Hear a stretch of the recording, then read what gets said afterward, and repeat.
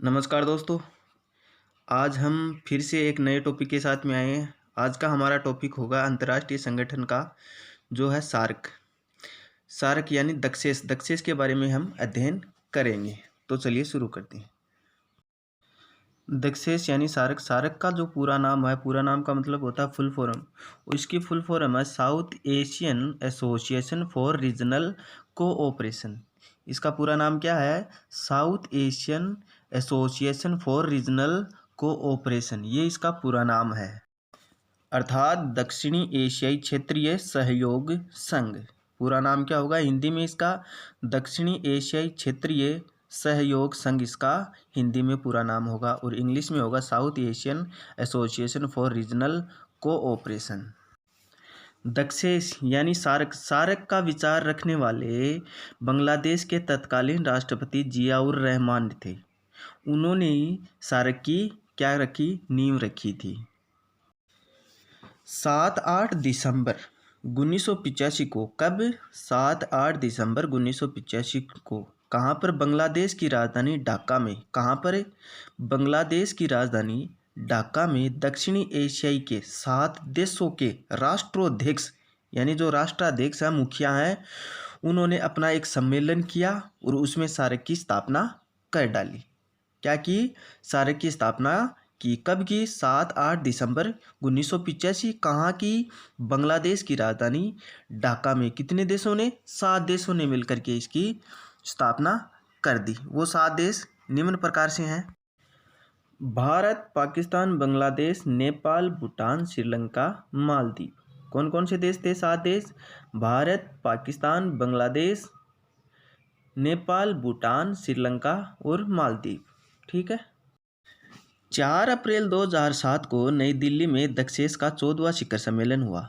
इस शिखर सम्मेलन के तहत अफगानिस्तान को भी दक्षेस का हिस्सा या सदस्य बना लिया गया, क्योंकि 4 अप्रैल 2007 को नई दिल्ली में दक्षेस का 14वां शिखर सम्मेलन हुआ, उसमें अफगानिस्तान को भी शामिल कर लिया गया।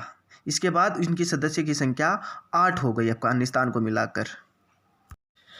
सार्क जो है विश्व की सबसे अधिक जनसंख्या वाला संगठन है, क्योंकि वर्तमान में सार्क देशों की जो संख्या है वो लगभग 162 करोड़ के समथिंग मानी जाती है वर्तमान में। तो सार्क है विश्व की सबसे अधिक जनसंख्या वाला संगठन है। भारत को छोड़कर इस क्षेत्र के अन्य देशों को खाद्यान्न आयात करना पड़ता है, तथा मालदीव को छोड़कर संघ के शेष सदस्य हैं वो भारतीय उपमहाद्वीप के हिस्से हैं। यानी भारत को छोड़ दे और बाकी जितने भी देश हैं, यानी जो 7 देश हैं, वो खाद्यान्न के लिए आयात करते हैं विश्व में। ठीक है, उनको खाद्यान्न के लिए आयात करना पड़ता है। दूसरी बात यह है, मालदीव को छोड़ दे और बच की जो सारे देश हैं जो बचे हुए, वो सारे के सारे भारतीय उपमहाद्वीप के ही हिस्से में आते हैं। उद्देश्य: सार्क का मूल आधार क्षेत्रीय सहयोग पर बल देना है। सार्क का मूल आधार क्या है? क्षेत्रीय सहयोग पर बल देना है। सार्क सहयोग क्षेत्र के 9 क्षेत्र रेखांकित किए गए हैं। वो 9 क्षेत्र कौन कौन से हैं? कृषि, स्वास्थ्य सेवाएं, मौसम विज्ञान, डाकतार सेवाएं, ग्रामीण विकास, विज्ञान तथा तकनीकी, दूरसंचार तथा यातायात, खेलकूद तथा सांस्कृतिक सहयोग। ये 9 क्षेत्र हैं वो रेखांकित किए गए थे। कौन कौन से? कृषि, स्वास्थ्य सेवाएं, मौसम विज्ञान, डाकतार सेवाएं, ग्रामीण विकास, विज्ञान तथा तकनीकी, दूरसंचार तथा यातायात, खेलकूद तथा सांस्कृतिक सहयोग। ये 9 क्षेत्र थे वो रेखांकित किए गए थे।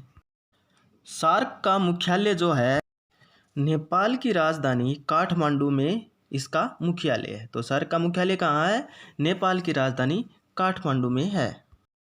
सार्क के उद्देश्य: सार्क के उद्देश्य अनुच्छेद 1 में दिए गए हैं, और अनुच्छेद 1 में सार्क के 7 सदस्य उद्देश्य हैं। क्या उद्देश्य हैं? सार्क के 7 उद्देश्य हैं।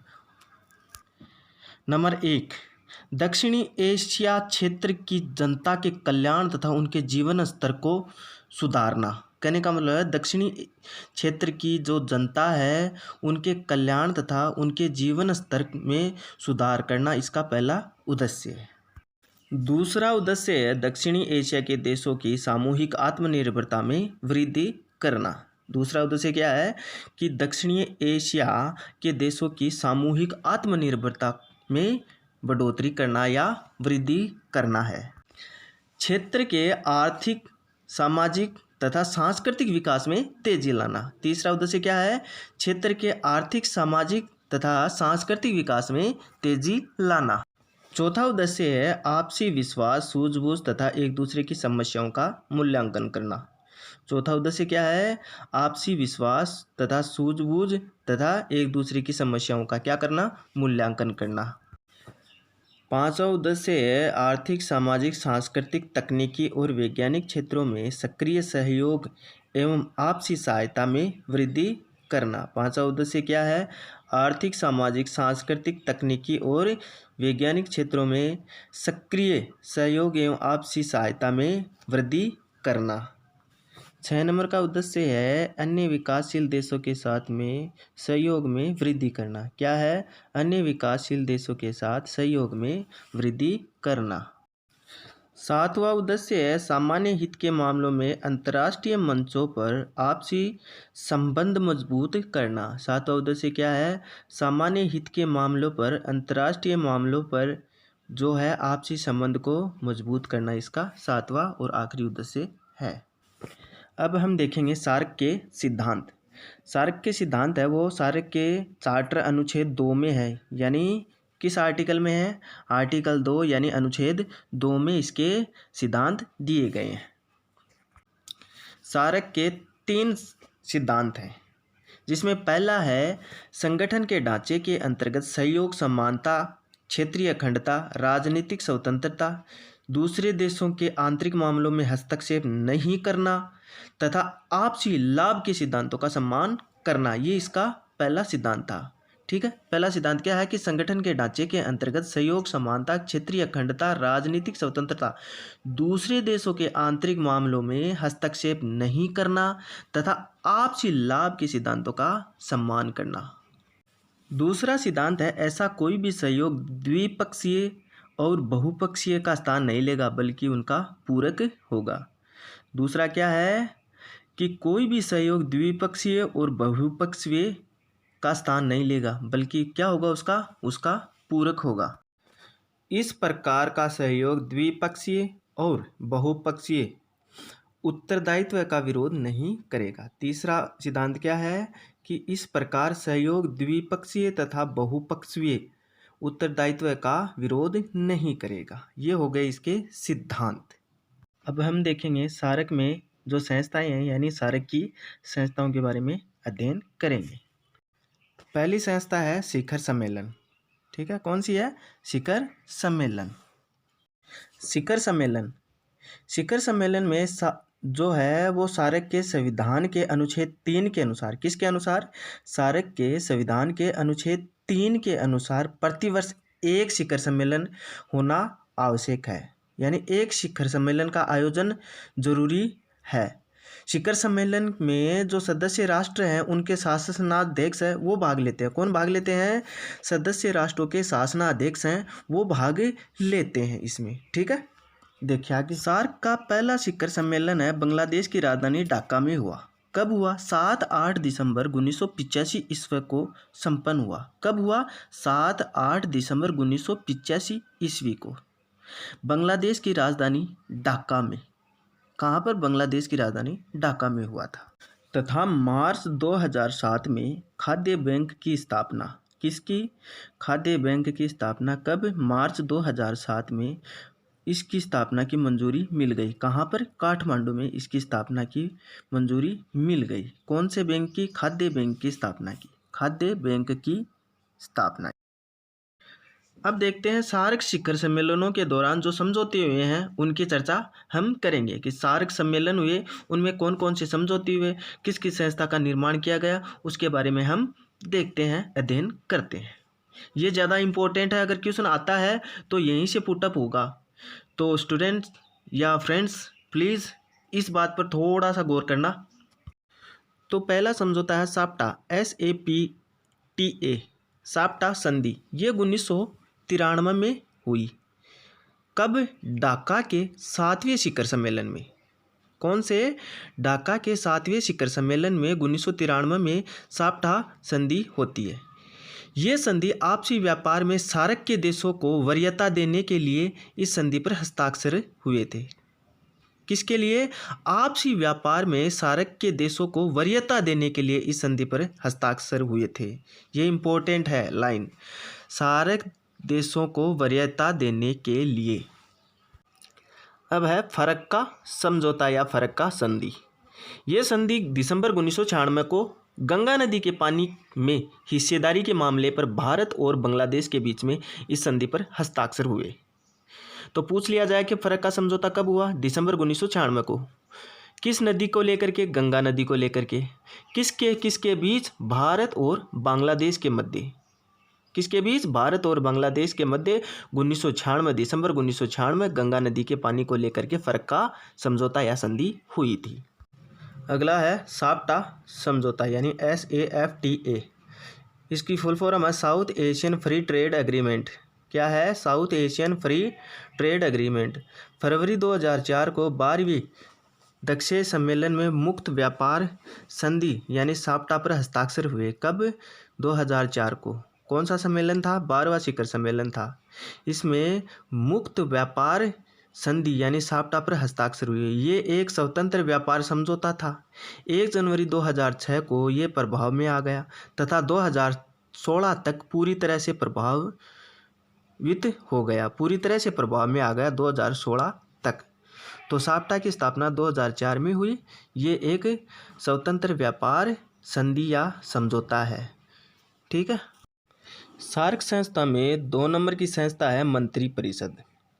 अनुच्छेद 4 के अनुसार सदस्य देशों के विदेश मंत्रियों की परिषद की व्यवस्था की गई है। इसकी बैठक है 6 माह में एक होनी आवश्यक है। कितनी? 6 माह में इनकी बैठक एक होनी बहुत ज़रूरी है। किसकी? विदेश मंत्रियों की बैठक है वो होनी एक ज़रूर चाहिए 6 माह के अंदर अंदर। तीसरी संस्था है स्थायी समिति। स्थायी समिति का वर्णन है अनुच्छेद 5 के अनुसार किया गया। किसमें? अनुच्छेद 5 में किया गया है। ये सदस्य देशों के विदेश सचिवों की समिति है। इसकी बैठक वर्ष में एक बार होनी अनिवार्य है। जो स्थायी समिति है इसका वर्णन अनुच्छेद 5 में किया गया है और सदस्य देशों के विदेश सचिव हैं वो इस समिति में होते हैं और इसकी वर्ष में एक बार बैठक होनी अनिवार्य है। नंबर 4 पर है तकनीकी समिति।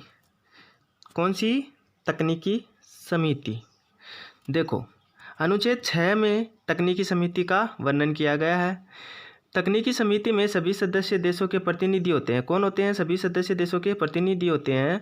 ये अपने अपने क्षेत्रों में कार्यक्रम को लागू करने, उनमें समन्वय पैदा करने और उन्हें मॉनिटरिंग यानी मॉनिटर करने के लिए उत्तरदायी होते हैं। क्या करने के लिए? मॉनिटर करने के लिए उत्तरदायी होते हैं। नंबर 5 है कार्यकारी समिति। इसका जो वर्णन है अनुच्छेद 7 में किया गया। कार्यकारी समिति का वर्णन किस में किया गया? अनुच्छेद 7 में किया गया है। नंबर 6 है सचिवालय। सचिवालय का वर्णन है अनुच्छेद 8 में किया गया। सचिवालय का प्रावधान किस में किया गया? नंबर जो अनुच्छेद है 8 में किया गया। इसकी स्थापना 16 जनवरी 1987 ईस्वी को हुई। कब हुई? सचिवालय की स्थापना 16 जनवरी 1987 को। 17 जनवरी 1987 ईस्वी में सचिवालय ने अपना कार्य प्रारंभ कर दिया यानी कार्य करना शुरू कर दिया। इसके प्रथम महासचिव बांग्लादेश के अबुल हसन थे। कौन थे? अबुल हसन। ये नाम याद रखना, अबुल हसन थे, वो प्रथम महासचिव थे। सार्क सचिवालय को 7 भागों में विभक्त किया गया। कितने भागों में? 7 भागों में बांटा गया। दिल्ली में सार्क का एक शोध केंद्र स्थापित है। कहाँ पर? दिल्ली में भी इसका शोध केंद्र है वो स्थापित किया गया है। नंबर 7 और आखिरी वित्तीय प्रशासन। क्या है? वित्तीय प्रशासन। सार्क के कार्यों के लिए प्रत्येक सदस्य के अंशदान को ऐच्छिक रखा गया है। क्या रखा गया? ऐच्छिक यानी अपने इच्छा से कोई भी अंशदान कर सकता है यानी पैसे दे सकता है। सार्क देशों में अंशदान में सबसे अधिक भारत का ही योगदान है। सबसे ज़्यादा जो अंशदान दिया है वो किसने दिया है? हमारे देश भारत ने दिया है। अब दोस्तों सार्क से संबंधित कुछ महत्वपूर्ण या मुख्य मुख्य बातें देख लेते हैं।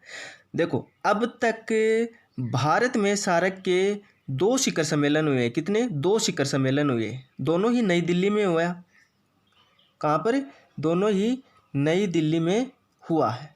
पहला है 8वां शिखर सम्मेलन और दूसरा है 14वां शिखर सम्मेलन। 8वां शिखर सम्मेलन 1995 में हुआ और 14वां शिखर सम्मेलन 2007 में हुआ। ठीक है। सार्क का पहला शिखर सम्मेलन है वो बांग्लादेश की राजधानी ढाका में हुआ। कब? 7-8 दिसंबर 1985 को। ठीक है।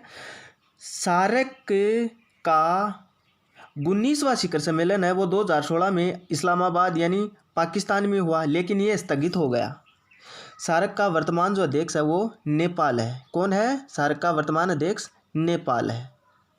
धन्यवाद दोस्तों वीडियो देखने के लिए। अगर वीडियो पसंद आया तो लाइक कर देना और चैनल को ज़रूर सब्सक्राइब कर देना और अपने दोस्तों में ज़्यादा से ज़्यादा इस वीडियो को शेयर करना। जय हिंद, जय भारत।